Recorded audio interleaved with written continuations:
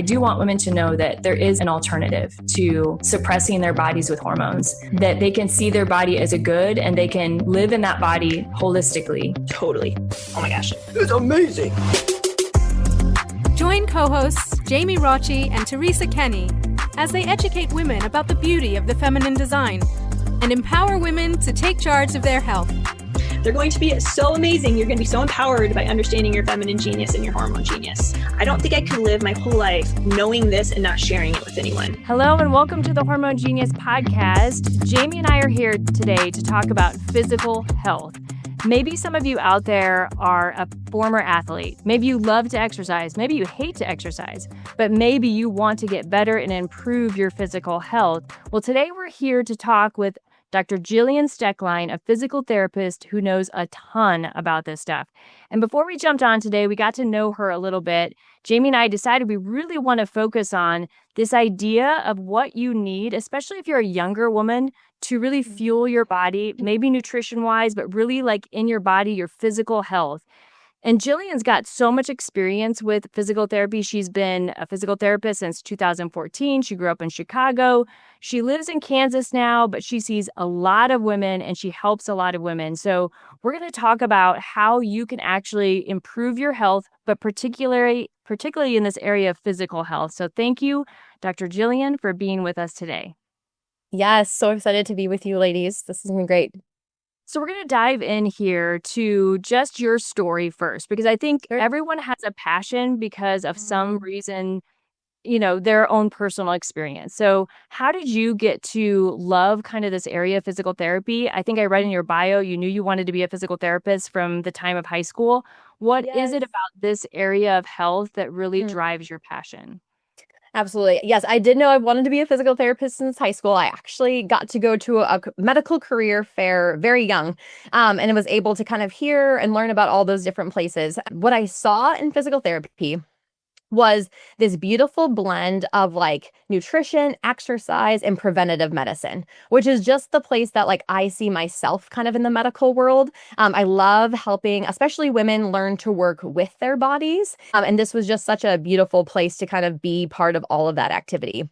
I also saw it as like a really cool family-friendly career. It is something that I'm able to like do part-time or 4 days a week and work my schedule around my kiddos. That was a really important part of the medical field to me.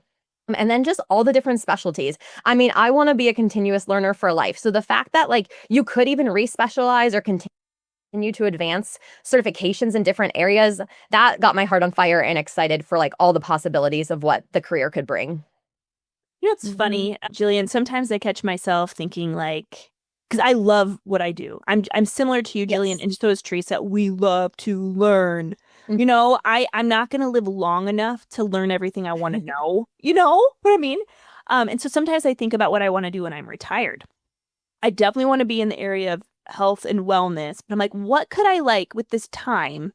Because as a young mother, well, I'm not so young. I'm in my 40s. But, as a mother, you don't have all this time. You really try to squeeze it all in from what you have. But I'm like, oh, my gosh, when my kids are empty nesters, what on earth? I don't have so much time to learn more things. So sometimes I think it'd be fun, like to learn like how to be a physical therapist or like go to school and learn that. I mean, just like what you said, there's so many specialties, specialized areas. So Jillian, both Teresa and I are former athletes. And I'd like to say we are still athletes. We like to exercise and run and lift. And you also are an athlete. And did you play sports in college? Yes, I was on the club triathlon team at the University of Illinois, and then I was president the last 2 years. So we were planning, we were hosting races, we were out and about at all the different Big Ten schools and nationals and all that. It's definitely a huge part of who I am. Okay, so you said triathlons. Yes. Okay. In college. In college, okay. Before that, it was the plethora of things, the trying to do 3 things at once at the small Catholic school and all that. And, being able to just be as active as possible was really just rooted in our family and in myself. Okay, so this is perfect because you have experience playing multiple sports and even within one sport, doing 3 kind of mini sports within one. Yes. How did that affect your physical body? Yes. Like how did that play a toll? And does that have also anything to do with your passion in physical therapy? And when I say that, I mean injury. Yeah, you bet. Often injury really does kind of point us to a passion of wanting to serve others. Well, as many people, I've learned some lessons the hard way. So, root back to high school, I really got into, for really good physical reasons, like wanting to just be really active. And it was more of a competition against myself. It wasn't ever so much about beating other people, but I liked pushing myself to mental and physical limits. Because in sports or in life or in my career, in my family, I want to push new limits. So that was deep rooted, which was one of the reasons I really did love running specifically, because I feel like you're ultimately kind of competing against your own comforts, which I think has a lot of lessons in life. But there's not a ton of support for young athletes. Like, yes, maybe your coach helps you stretch. Occasionally with, 100 people in the weight room, you get a little bit of feedback, but you're really not getting tons of instruction on how to take care of your body. So I think especially going through puberty during sports, I treat a lot of young female athletes as well. Their body is changing throughout the season. I try to talk to them too, even if they have an injury and we're doing their exercises, like this is a maintenance routine that they will need to keep up on. Because what you're seeing is like a little kiddo's body or a teenage body is going to be different even later in the season, let alone if someone's maybe starting to get introduced to their cycle and what that should look like. And I didn't feel like at the time I really knew like what my cycle should look like when I'm doing high volumes of running, or what a proper recovery period looks like, or how you actually fuel your body to do better workouts, as opposed to like, oh, I need to be like a fit runner, I need to like restrict. And that was also like that early 2000s time where a lot of the messaging was like less is better and no fat and like, restrict. And so that did not match well with being an endurance athlete.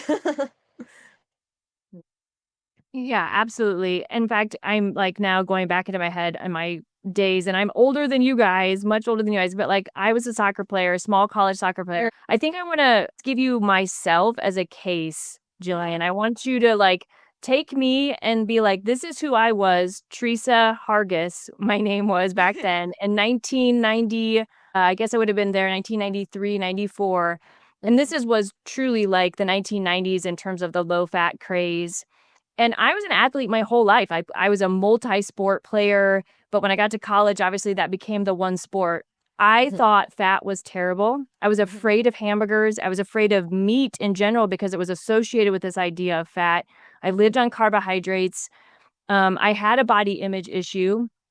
I definitely didn't feel like good in my body. I never felt like my body was small enough in a sense. So I didn't value weightlifting because who would want to weightlift if they want to be smaller, not bigger? I didn't have a lot of energy, and I inevitably like got mononucleosis going into my sophomore year, which literally like killed my game. But had I actually understood how to fuel my body properly and how to train for soccer, which really all I did was run, I could have been such a better athlete. And I wish I had the tools that I have now, because if I could go back and play my game again, I just would want to do that. So take me back then and just be like, how do you reach a athlete like that and turn her around?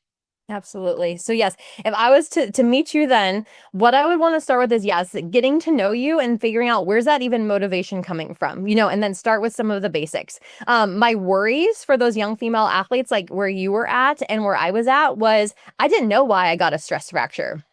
I didn't know why I had IT band symptoms because I actually didn't do any other strength training to support my body. I didn't know why it could be hard to focus. Sometimes at school, I wasn't actually getting probably the right nutrients in that I needed. You're actually really expending so much energy is one of the first things I think I would teach you when you're a female athlete. Your body's growing, changing, you're doing high level volumes of load, and your body is even just, changing during that process. Basics would, of course, be like helping you understand that like strength training can be a beautiful addition to an endurance program. I think especially endurance athletes have struggled with some of these things, or, when you're needing to do a lot of running or activity like that, running, triathlons, all of those things. And in order to have the right support for your hips to like avoid injury, women's hips have a different angle than men's. So our training looks a little bit different. There's things that we have to keep up on in terms of core and hip stability. That's a major, you played soccer. That's a big ACL tear type sport for women. They're at the highest risk for that. stress fractures. You're already signaling bone density dysfunction, right? And we know that by age 30 or so, like we're already starting to taper down our bone density. So when we're finding out these things later, the only thing really we can do is slow some of that decline that we cause that damage. So important that those younger ladies are addressing the bone density issues. And then your hormones are changing. I mean, as you guys talk about all the time, but if you do not have the right balance of like fats, protein, carbohydrates, your tough workouts, like you were saying, you weren't optimizing the athlete you could be. Think of if you had the building blocks in your bloodstream, the collagen, the protein, the carbohydrates for repair. Think if you could do great overnight repair when you got a full night's sleep. Think about if you could be able to support your body's training volume. Think about if you were able to like push new limits because your body was fully supported, rested, mental health was good, and physical health was good. Those are the things I desire for those young athletes to get to have, and that they would be able to move forward. Thank you for sharing that, Jillian. I have like a million questions, but one question I'm going to start with is how prevalent do you see, or how often do you see female patients who struggle with an eating disorder then also have injury? Because, we want to eat well, but then we have disordered eating issues and body image issues for the sake of what we think will be a better running career or a better sports career. But then on the other end, we get injured because of it. So how common do you see that phenomenon happening? Across the board, yes. And I think I like to say that we're moving in the right direction, that like women are at least more aware that we're maybe changing the tides there a little bit. I was talking to a young female athlete from a smaller Catholic college just yesterday, and she says that on their team, they're trying to say things on their cross country and track team like, I'm fueling for this, or she's paying attention to those freshmen and sophomores coming in. It's really going to take like those groundwork tide changes to get some of just the names of these things to change. So I see a lot of strides in that place. But then I just see, I'm working with college athletes, the dorm room food, I'm strategizing with them on budget friendly, high protein things to pop in their mini fridge. It's also different than now. We're like, maybe we're cooking for our families and we get to strategize and control a lot of those things. Some things are out of those younger athletes' control. But in terms of, just really supporting like the bone density piece, the deep level of nutrition, making sure that they have things for that, the injury prevention. Unfortunately, these things are more linked than I think the athletes think. And that's a big education point, is that they're not really linking how they're sleeping, their screen time, their how they're working out, how they're spending their off training times. They're not necessarily linking that to that ache, strain, pain that they're dealing with. So I think just even showing them the influence that they can have positively or negatively on their body is more motivating to learn and integrate some of these things that we're talking about now. What do you think the biggest mistakes are for people, for young females? And this can be anybody, athletes or not, but I think in prioritizing, I think of this almost as like macronutrients, but it's like the macros of exercise. When I say that, I mean like weightlifting, cardio, endurance, and then maybe like stretching, Pilates, core strengthening, those kind of three areas. Where are we messing up in those areas? Because I think, it's either like someone's too weight cardio heavy, or maybe they're not. Maybe they're just actually only weightlifting and they don't do cardio. How do you think macros should be strategized in those kind of areas? And is it different based on kind of like what your goals are and kind of what sport maybe you are in that sort of stuff? Yeah, that is a fantastic question. So overall, when I'm thinking about dosing, because now I treat also a lot of pregnant and postpartum moms who were athletes who want to be athletic, fit, strong, and now they are. It's over 35, to 45, 50, and we're even entering that perimenopause phase. What do we need is support for the activity that you love. So don't give up on the things you really enjoy. So if someone wants to run or they want to be like Olympic weightlifting, I want to support what they want to do. So we're going to focus slightly more on that. But whatever the high level activity is, a good maintenance routine is going to be doing PT type exercises a couple days a week. And if someone already has a good routine in place, I tell them these can be their warm-ups and cool downs. If someone's not very active, they can do some PT type circuits with walking.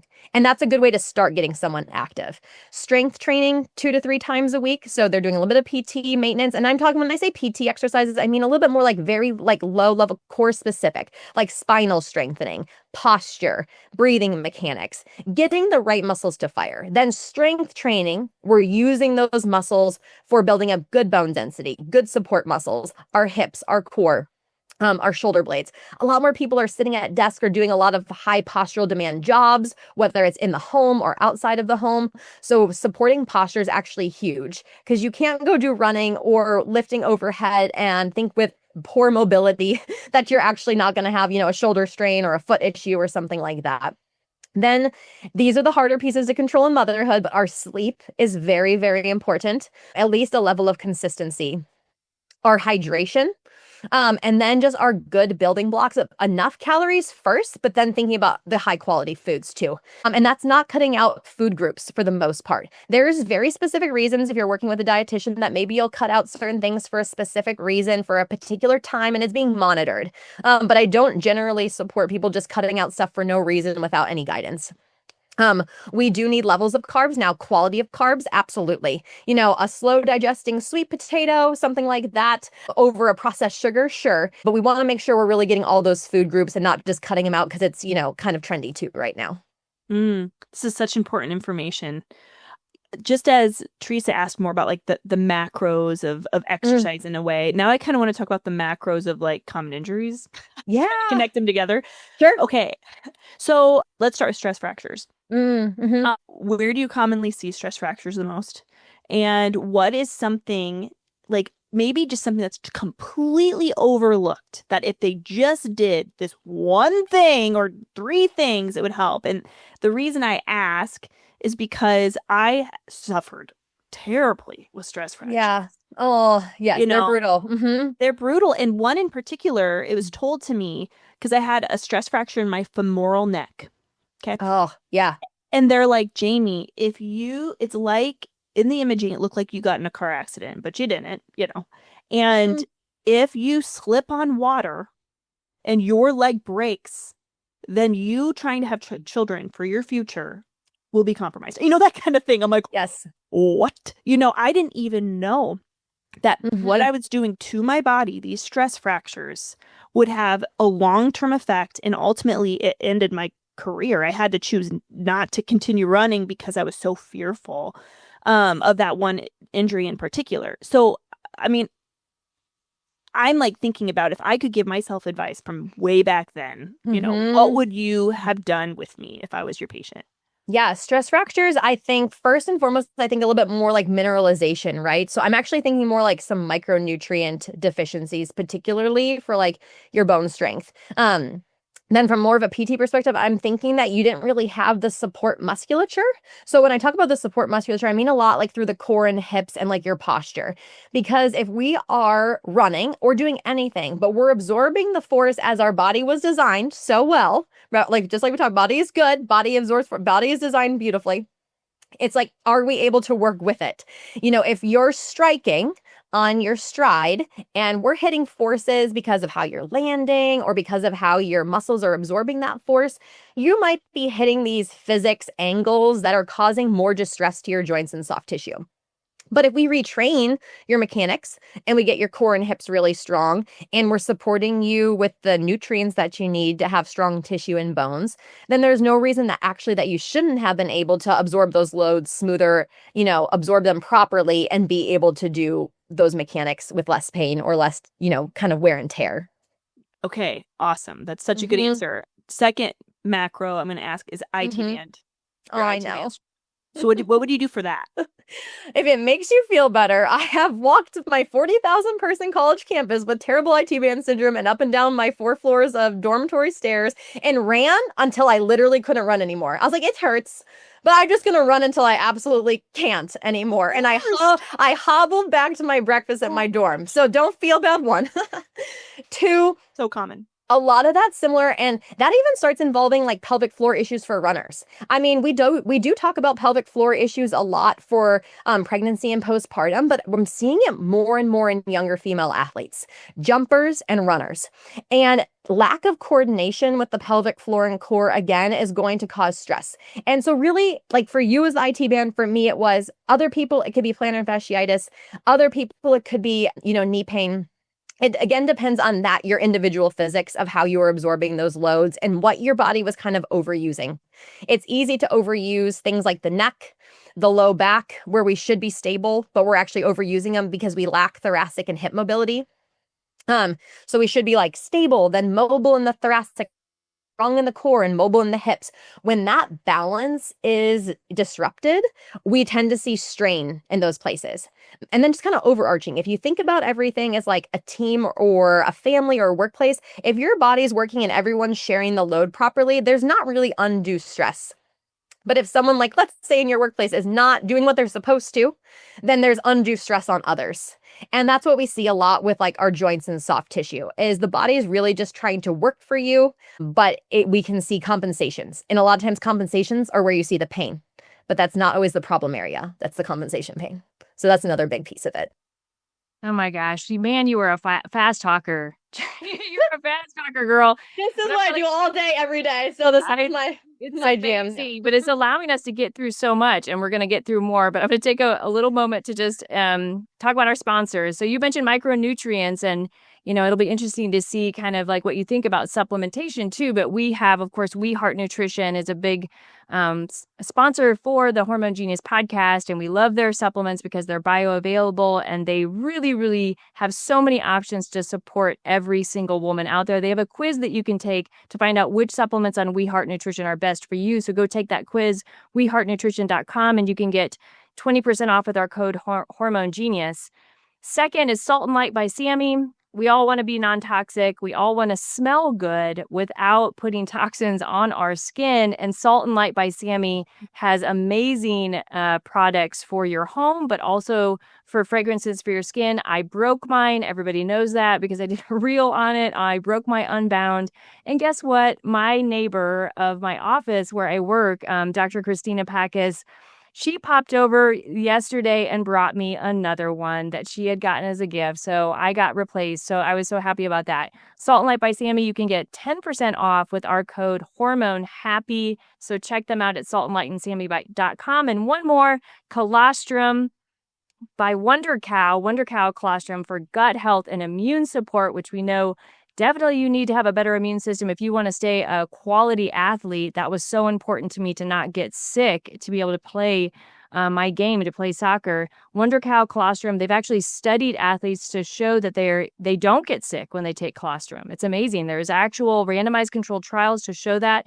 Wonder Cow Colostrum is a high-quality colostrum. You can check them out at wondercow.com and also get 30% off a subscription or 15% off your first order with our code Hormone Genius. We thank all of our sponsors today. So, all right, I had to get through those. I am going to talk about like walking. Actually, something came to me when you were talking about Jillian just striking.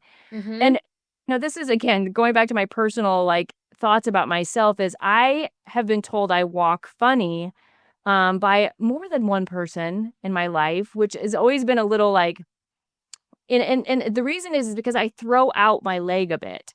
And I also, this is so weird, and I can't believe I'm going to say this on this podcast, but my whole life, I just want you to diagnose this. Whenever it rains and there's water on the ground, like there's little puddles of water, and I step in them, and let's say I have khaki pants on, which I don't wear khaki pants anymore, but I used to a lot. I would always get drips of mud up the backs of my calves and leg.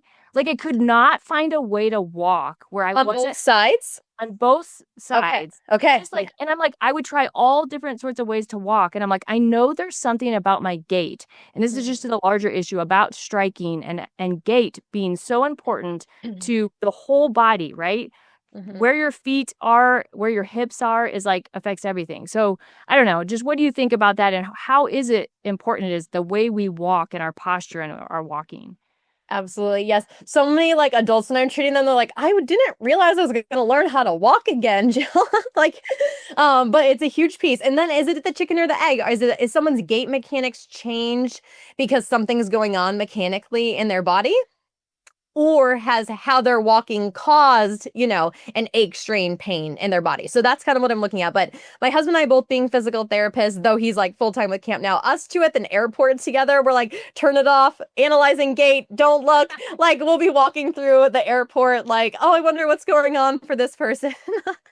But I use it for diagnostics, right? You can tell so much from someone how one walks. And then we also use it as a training tool.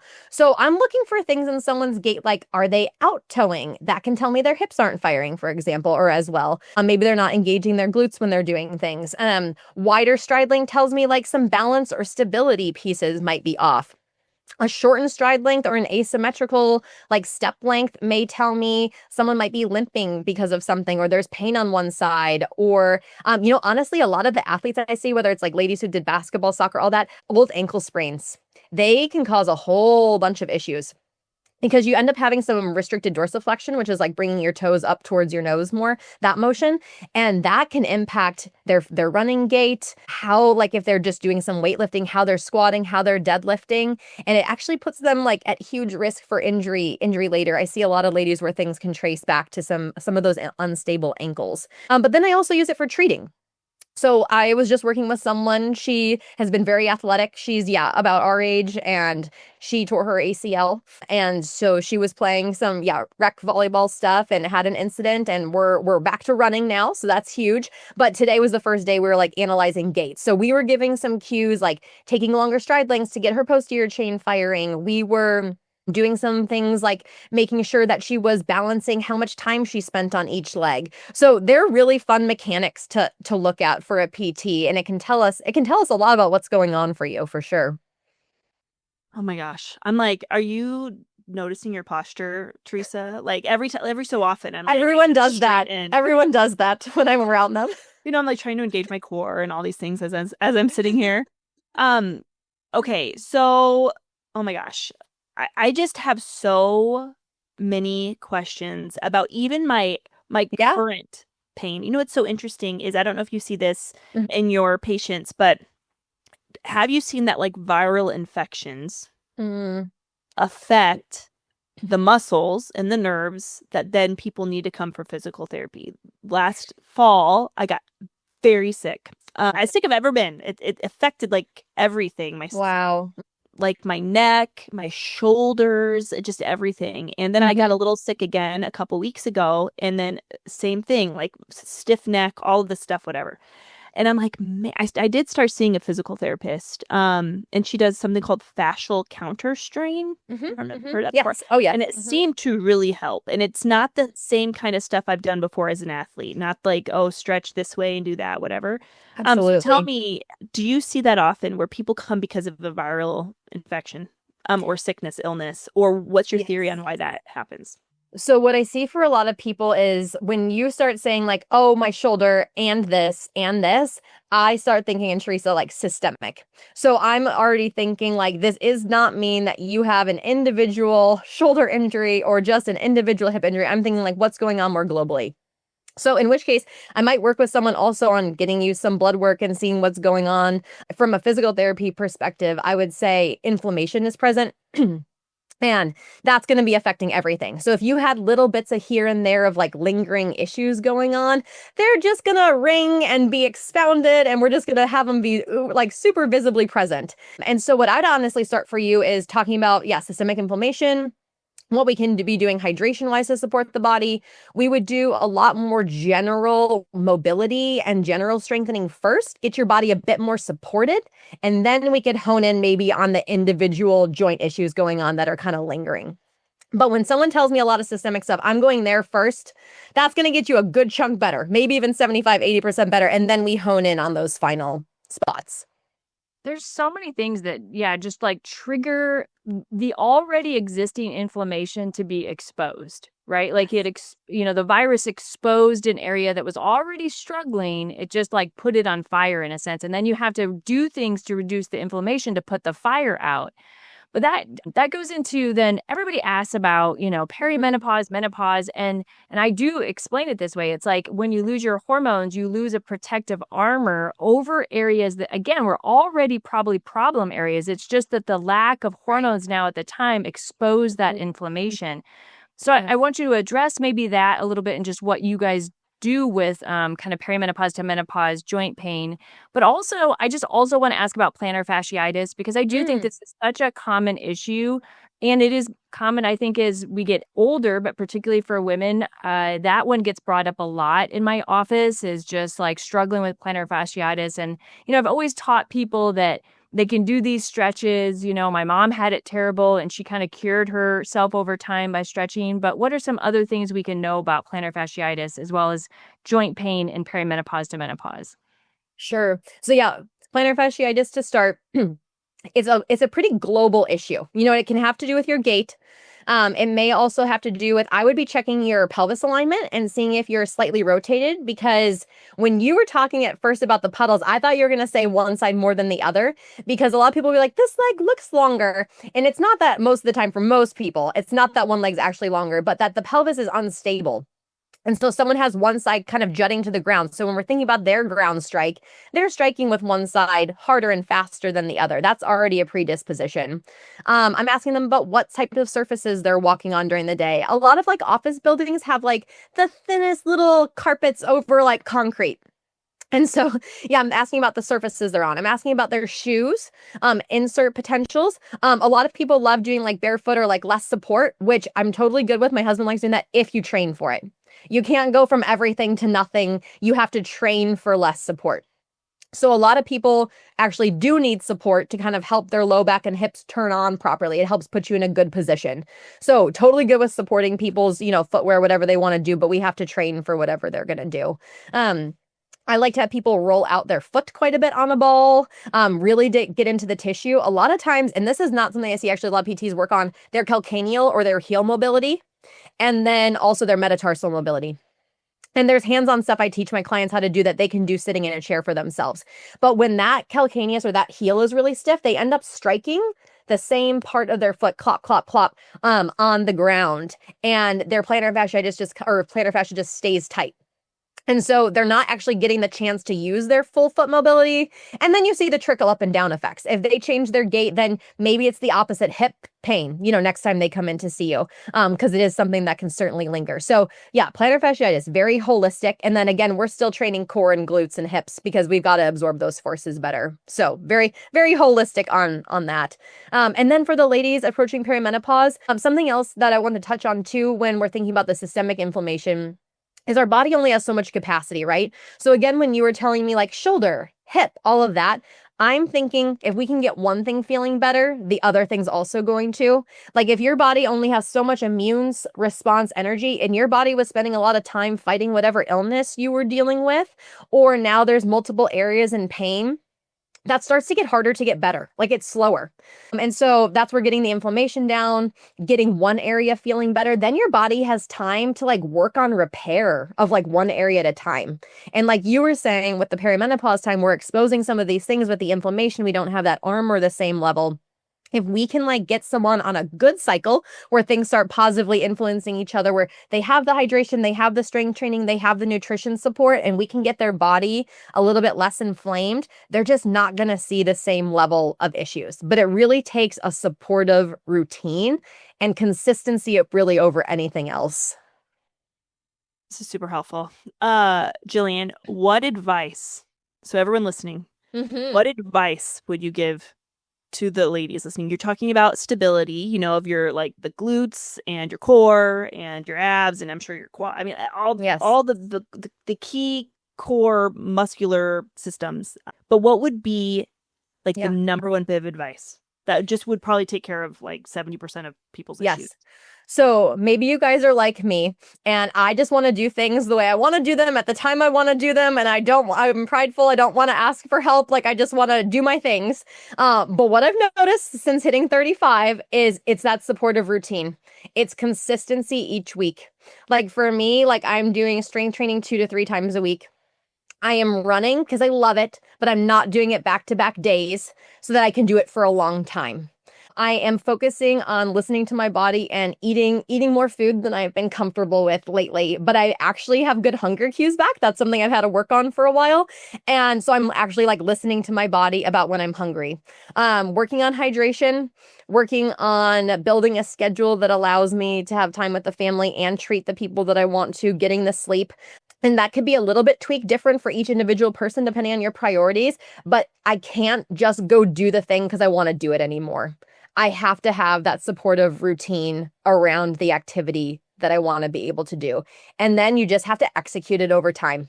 It's like, hormones, like injuries, they're not like immediate fixes. It's more about supporting your body and recognizing like our humanness in that. Like, it's actually been a good journey too. Like, I want to be a superhero that can just do whatever I want whenever I want to in terms of activity or work or whatever. But it's also beautiful to see our bit of dependency and just our humanity. And biggest thing to those young athletes and ourselves as moms is that that's not where our identity is rooted. And we are more than what we can do or get done. And yes, we want to be fit, we want to be healthy, and we can do that. But ultimately, if we're not, just sitting in our identity and know who we are and also contented with that, then it's going to be hard to ever feel like we're doing, quote, enough. Yeah. I mean, Jamie and I have spoken about that. We both have a personal kind of, and I think so many women do, right? Like putting your identity in something that really is not truly the value of the whole human person. And because academics and sports are often accoladed, we can tend to feel like our worth comes from something that somebody told us you're good at, where you did a good job. And then you just think, I got to put everything into that. My identity becomes that thing, and it's not. And we can get a little trapped in that. And then it goes into that body image and self-worth as women. We feeling good enough in our body, feeling like we look and feel good in our bodies. And, with our young athletes, Jamie and I know from our own personal experience that this is such a delicate time, but I'm curious just from that aspect of like losing your period, right? So hormones are so important to bone health, brain health, and every tissue and organ in the body, but women lose their period so often when they are an athlete at a high level. And many of them think that they're really healthy and nourishing their bodies. Like I've seen these girls and they're not necessarily underweight. And that's right. But they're losing their periods. They're not necessarily underweight. They have good muscle. They think they're eating healthy, but for whatever reason, those darn periods don't come back. And it can be very hard because we know that if they're not getting their period, they're in this low estrogen state, which is dangerous then to them going out and playing their game. So how can we help those young women? Absolutely. So I told you I learned this the hard way. I also had to learn it a second hard way in motherhood. And so I think in the beginning, like the younger athletes can see having a lack of a cycle or appropriate cycle as a convenience factor for training. So again, we're going back to the education piece. Coming now to the motherhood aspect of it too, I really just thought because I had good milk supply, I was fine. I was like, that means my hormones are okay. This was pre tons of like pelvic floor, knowledge, but just still being like PT athlete mom. And I know that I completely depleted my minerals during my whole breastfeeding time. I started doing 5 a.m. early HIIT workouts. Hit the ground running, 10-hour patient days. And I was just like, I've got this. I feel good. I'm fine. Well, eventually that hits an absolute wall and we have to kind of come back out of all of that. So yes, of course, cycle, really important. It's beautiful that we have this map. This is funny. My husband will like die telling you this, but he's like, you guys are so lucky. You have this map. I don't have a map. I don't get to tell when I'm stressed. I don't get to see this on like a tracking piece. He's like, this is so cool. So the fact that we can actually look at that, most young women don't think to look at that as a map for themselves young. So I've been trying to promote for young women to pay more attention to their cycle, even though, quote, they think it doesn't matter yet. It's actually such a marker for their health. And then like you were analyzing the people coming in, do they have the muscle? Do they have this? Are they eating enough? Just like really honing in on every detail that could kind of be affecting that. And like I've had to deal with that the hard way. Like we've struggled with secondary infertility. We lost our first baby, Micah, in a miscarriage. I have a healthy biological son who's 9. Since him, we've had secondary infertility, and we have a beautiful adopted baby girl who is 3 now. And so like God plays into our story just exactly as it should be. But at the same time, like for our health and our awareness, like I know that probably some of that damage I did not realize was happening because we just didn't know or have the resources to know like that's affecting us now. And so anyone I'm treating or get to talk to, the ladies' college groups of runners and stuff like that, I'm such an advocate just for them to know their body. And I think that can just apply to anyone, like any woman across the board. Any woman wants to feel cared for. They want to know their body better. They want to understand it. And so, yeah, I've never had any resistance to people just wanting to learn more about how to take care of themselves.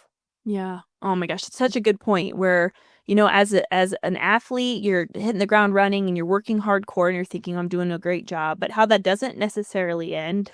And a lot of it has to do with temperament and personality, and often those who are collegiate athletes often do just tend to have that kind of personality anyway. So, it's important. And just like you say, like we can look to like the quote unquote data, as an athlete, maybe I'm getting PRs. Oh, I must have enough energy. I'm getting faster.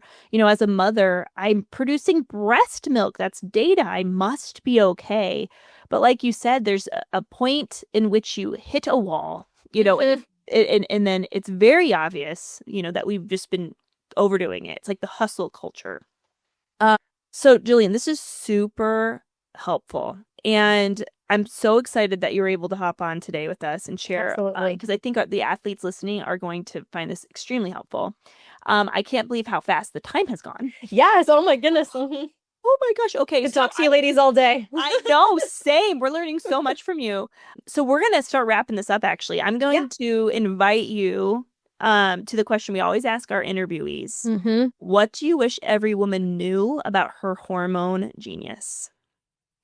I wish every woman could know that, because women get, hard to share some of these things, whether it's, related to their hormones or, their birth history or pelvic floor symptoms that I work with. They're very personal things.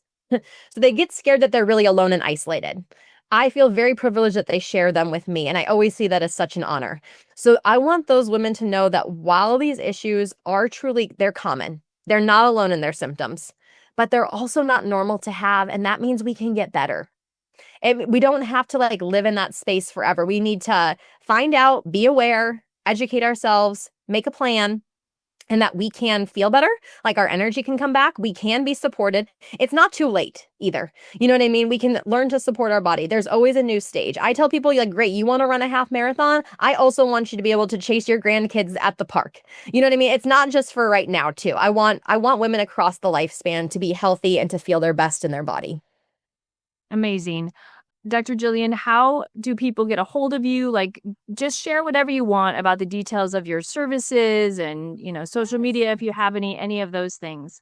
Absolutely. So I'm the Catholic Pelvic PT on Instagram, so you can follow me there. I have a couple different coaching programs. So a self-paced one, and then also a coaching program that I take ladies through. That's 12 weeks called Restore Your Pelvic Floor.